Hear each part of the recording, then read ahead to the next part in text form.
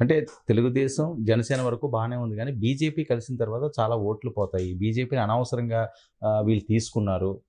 వ్యతిరేక ఓటు చేయనివ్వను అని చెప్పింది డెఫినెట్‌గా అది ప్రజలు గమనిస్తారు. బీజేపీ వలన ఈరోజు రాష్ట్రానికి మంచి జరుగుతుంది. ఎందుకంటే రాష్ట్రం అప్పుల కుప్పగా మారింది. ఓకే. రాష్ట్రం అప్పుల కుప్పగా మారింది. సెంట్రల్ గవర్నమెంట్ అసిస్టెన్స్ లేకపోతే అస్సలు స్టేట్ గవర్నమెంట్ ఫంక్షన్ చేసే పరిస్థితి కూడా లేదు ఈరోజు.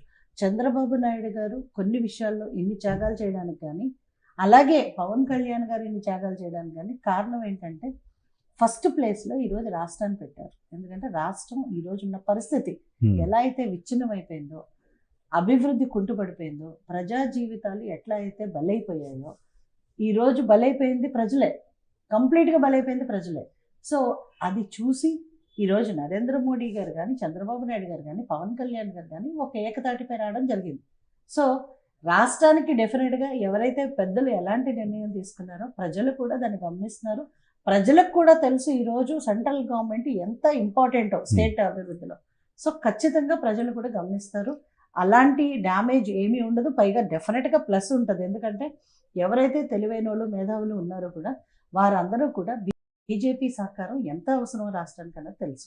ఓకే. పవన్ కళ్యాణ్ గారి వల్లే బీజేపీ కలవాల్సి వచ్చిందండి తెలుగుదేశం పార్టీతో. ఎందుకంటే చాలా టైం తీసుకున్నారు. వాళ్ళు టికెట్లు అనౌన్స్ చేసేసారు. అసలు వస్తుందా రాదా అన్నారు. ఇప్పుడు సడెన్‌గా టికెట్లు మీరు అనౌన్స్ చేయించుకున్న తర్వాత పూర్తిగా ఇంకా ప్రజల్లోకి వెళ్ళి క్యాంపెయిన్ చేసుకునేంత టైం దక్కలేదేమో. ముందుగా గాని మీరు కలిసిలా ఉంటే ఇంకా మంచి ప్లేస్‌లు ఏమన్నా వచ్చినాయేమో అని చాలామంది మాట్లాడుతున్నారు. అదేం లేదండి. అన్ని టైంకి everything under the sun has his own time అన్నట్టు. డెఫినిట్‌గా అన్నీ రైట్ టైంలో జరిగినాయి. ముందొచ్చుంటే ఇంకా డిస్ప్యూట్స్ అవునేమో. ఇట్స్ నాట్ దట్ అది పాజిటివే కాదు, నెగెటివ్ ఆస్పెక్ట్స్ కూడా ఉంటాయి. కానీ మీరు చూస్తే 2014లో అలయన్స్ అన్నది 8 రోజుల ముందే అయింది. వెరాజ్ ఇప్పుడు మనకి 2 మంత్స్ టైం ఉండింది. గ్రాస్ రూట్ లెవెల్‌లో పనిచేయడానికి, జనాల్లో వెళ్ళడానికి, ఓట్ ట్రాన్స్ఫర్ చెప్పడానికి టైం ఉండింది. అంటే ఇలాగ 2014ని అసలు దీంతో కంపేర్ చేయడానికి ఉండదు. ఎందుకంటే 2014 రాష్ట్ర విభజన అంశం. ప్రధాని మోదీ గారిని ఖచ్చితంగా గెలిపించాలని ఒక నినాదంతో ముందుకు సాగుతున్న నేపథ్యం. ఎందుకంటే కాంగ్రెస్ అన్యాయం చేసిందని చెప్పి కాంగ్రెస్ పూర్తిగా భూస్థాపితం అయిపోయిన నేపథ్యం. అది డిఫరెంట్ ఎలక్షన్. దానికి 10 సంవత్సరాలు పోయిన తర్వాత ఈ ఎన్నికలకి కూడా సేమ్ అలాగే ఉంటుందని అనుకుంటున్నారా మీరు?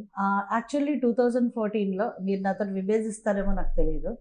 ఆ రోజు రాష్ట్రంలో ఉన్నది వైఎస్ఆర్‌సీపీ వేవ్ అండి. ఎందుకంటే జగన్మోహన్ రెడ్డి గారు జైలుకెళ్ళొచ్చారన్న సింపతి ప్రజల్లో ఉంది. మేము ప్రజల్లో తిరిగాం.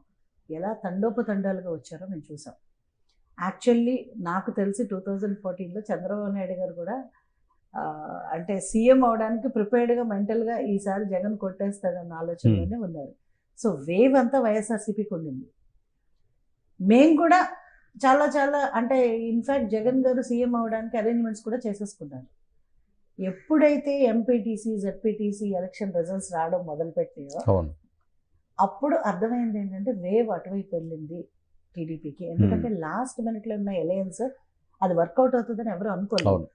అండ్ మోడీ గారు 2014లో ఏ పరిస్థితుల్లో ఉన్నారో చూస్తే కొత్తగా ఆయన పీఎం అవ్వడానికి, ఎందుకంటే సౌత్ ఇండియాలో అంత ప్రామినెన్స్ లేని పరిస్థితి మోడీ గారు జరగాలన్నది. అండ్ కాంగ్రెస్ అయితే ఇంకా స్ట్రాంగ్గా ఉన్న పరిస్థితి. ఎందుకంటే సెంట్రల్ గవర్నమెంట్లో ఉన్నారు. వాళ్ళు ఎలా ఆలోచించారంటే కాంగ్రెస్ ఇక్కడ జగన్మోహన్ రెడ్డి, అక్కడ కేసీఆర్ని ఇద్దరిని పెట్టుకుని వాళ్ళు మొత్తం ఆంధ్రప్రదేశ్ క్యాప్చర్ చేయాలన్న ఆలోచనలో ఉన్నారు. సో, మోడీ గారి వేవ్ బేసికల్లీ నార్త్ ఇండియాలో బాగా పనిచేస్తుంది. ఎందుకంటే ఆయన అక్కడ బాగా known more than in the south. So, అప్పటికి ఇప్పటికి ఉన్న డిఫరెన్స్ ఏంటంటే వీఆర్ స్ట్రాంగర్ అండి. ఈరోజు మోదీ గారు డైరెక్ట్లీ 400+ అని చెప్పగలుగుతున్నారంటే ఆయన చేసిన అభివృద్ధి, సంక్షేమం, ఆయన ఈ దేశం కోసం ప్రతిదీ కూడా ప్రజల్లోకి ఎప్పుడూ లేనిది. తమిళనాడు లాంటి ప్లేస్లోనే సీట్లు గెలుస్తారు గట్టిగా, ఒంటరిగా వెళ్ళి కూడా సీట్లు గెలుస్తారు అన్న ఒక ధీమా ఈరోజు వ్యక్తమైందంటే సౌత్ ఇండియాలో దానికి కారణం నరేంద్ర మోడీ గారు. సో, ఆ లీడర్షిప్ కూడా ఇక్కడ ప్రజలు కూడా స్లోలీ మార్పు వస్తుందండి. ఇప్పుడు తెలంగాణలో ఉంది. అసెంబ్లీలో ఒక్క సీటు గెలవలేదు, వేరే పార్లమెంట్లో 4 సీట్లు గెలిచారు. అండ్ ఇప్పుడు ఎలక్షన్స్ చెప్పండి ఒక్క సీట్ నుంచి 8 సీట్లకు వచ్చారు. డెఫినెట్గా పార్లమెంట్లో ఇంకా మనం చూపించగలిగే పరిస్థితి ఉంది. వెరీ స్ట్రాంగ్ అనుకున్న స్టేట్ ప్రాంతీయ పార్టీ కేసీఆర్ మీరు చూస్తున్నారు పరిస్థితి ఏంటన్నది. ఎందుకంటే మనం అనుకున్నది ఒకటైతే దైవ ఒకటి తలుస్తుంది అన్నట్టు, మనం ఏదైతే ప్రాంతీయ పార్టీలు బలంగా ఉన్నాయనుకుంటున్నామో చేస్తున్న తప్పులు కూడా అంతే బలంగా వెళ్తున్నాయి. ఒక్కోసారి గీతా గారికి దైవభక్తి చాలా ఎక్కువ. చాలా ఎక్కువ అండి. అందుకని ఎక్కువ భగవంతుని స్మరించుకుంటున్నారు. అవును, రామ ఎక్కువ. మంత్రమేనా వేరే మంత్రాలు ఏమైనా ఉన్నాయా మీది? లేదు జై లేదు, శ్రీరామేనా? జై శ్రీరామ ఓం నమ శివాయ. ఇద్దరిని మిక్స్ చేశారా? ఒకటి ఎందుకంటే వారణాసి, ఇంకోటి ఎందుకంటే అయోధ్య. ఎందుకంటే మా హస్బెండ్ బేసికల్లీ శివభక్తులు. ఓకే. శివభక్తులు మా ఇంట్లో ప్రతిరోజు అభిషేకం ఉంటుంది. మా ఇంట్లో నర్మద బాణం ఉంది. సో ప్రతిరోజు అభిషేకం ఉంటుంది. ఆయన రోజు 3 గంటలు ఫోన్ కట్టేస్తారు మార్నింగ్. హ్యాపీగా పూజ చేసుకుంటారు. సో ఆ బ్లెస్సింగ్స్ మా కుటుంబానికి అంతా ఉంటాయని మేము ప్రత్యేకంగా పవన్ నమ్ముతాము. కళ్యాణ్ పాత్ర ఏంటి గీత గారి ఈ ఎన్నికల్లో? పవన్ కళ్యాణ్ గారి పాత్ర డెఫినెట్గా పవన్ కళ్యాణ్ గారు ఈ అలయన్స్ కూడా అవ్వాలని మనస్ఫూర్తిగా ఆశించారు. దానికోసం కృషి చేశారు. ఎవరెవరైతే ఆశించారో వాళ్ళతో పాటు పవన్ కళ్యాణ్ గారు కూడా స్ట్రాంగ్గా ఆయన ఆర్గ్యుమెంట్ని స్ట్రాంగ్గా సెంట్రల్ నేషనల్ పార్టీకి వినిపించారు. ఖచ్చితంగా ఇందులో మొదటి నుంచి ఆయన సంకల్పించారు వ్యతిరేక ఓటు చేయనివ్వకూడదని. ఇందులో కూడా ఆయన 100% అదే మాట అదే నినాదం అక్కడ కూడా వినిపించారు. అండ్ వాళ్ళకి అర్థమయ్యేటట్టు కూడా చెప్పడం జరిగింది. అలాగే మా అందరి అభిప్రాయ సేకరణ కూడా చేశారు. కొంతమంది వేరేగా ఇచ్చి ఉండొచ్చు, కొంతమంది అంటే అది సీల్డ్ కవర్లో ఇచ్చాము అందరం కూడా. సో అందరి అభిప్రాయాల్ని సేకరించారు. వాళ్ళు ఇంటెలిజెన్స్ రిపోర్ట్స్ కూడా తెప్పించుకున్నారు. రాష్ట్రం ఈరోజు ఎలాగైతే డిస్ట్రక్షన్తో స్టార్ట్ చేసి అధోగతి పాలైందో అది మొత్తం గమనించే సెంట్రల్ గవర్నమెంట్ ఈ నిర్ణయం తీసుకోవడం, అంటే సెంట్రల్ గవర్నమెంట్ అనుకోవద్దు, బీజేపీ పార్టీ నేషనల్ పార్టీ ఈ నిర్ణయం తీసుకుంది. మోదీ గారికి, అమిత్ షా గారికి పవన్ కళ్యాణ్ అంటే చాలా అభిమానమా? ఖచ్చితంగా ఇష్టం అండి. అంటే వీళ్ళు చెప్పుకోవడమేనా ఇక్కడ? లేదు లేదు లేదు, పవన్ కళ్యాణ్ గారు అంటే ఒక అభిమానం ఉంది. ఎందుకంటే ఆయన కూడా ఆయన కెరీర్ని మొత్తం సాక్రిఫైస్ చేసి ఈరోజు చెప్పాలంటే ఆయన సంపాదించే ప్రతి రూపాయి తీసుకొచ్చి ప్రజల్లో ఖర్చు పెట్టి అంత అవసరం లేదండి.